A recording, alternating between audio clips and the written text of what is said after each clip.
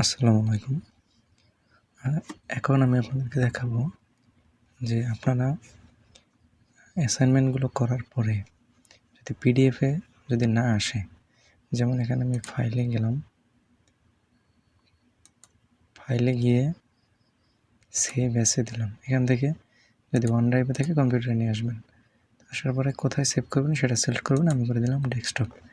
এখন এখানে দেখতে পাচ্ছেন যে আমার এখানে কিন্তু পিডিএফ আছে, কিন্তু যাদের ভার্সন আগের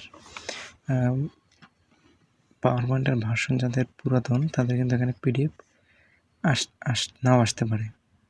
তো সেক্ষেত্রে আপনারা কী করবেন, এখানে পিপিটিএক্স এই ফরম্যাটটা সিলেক্ট করে দেবেন।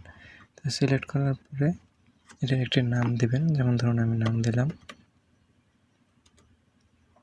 PR1 দিলাম।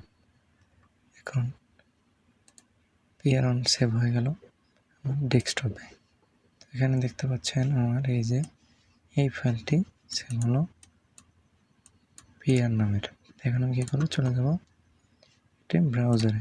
তো আমি ক্ষেত্রে কোন ব্রাউজার ইউজ করছি, দেখলাম TX2PDF। এরপরে প্রথম ওয়েবসাইটটা আই লাভ পিডিএফ, এইটাতে চলে যাব।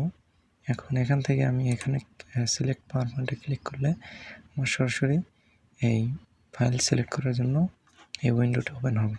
এখান থেকে যদি আমি এই PR1.pptx এই ফাইলটি সিলেক্ট করি, তাহলে এটি এখানে চলে আসবে।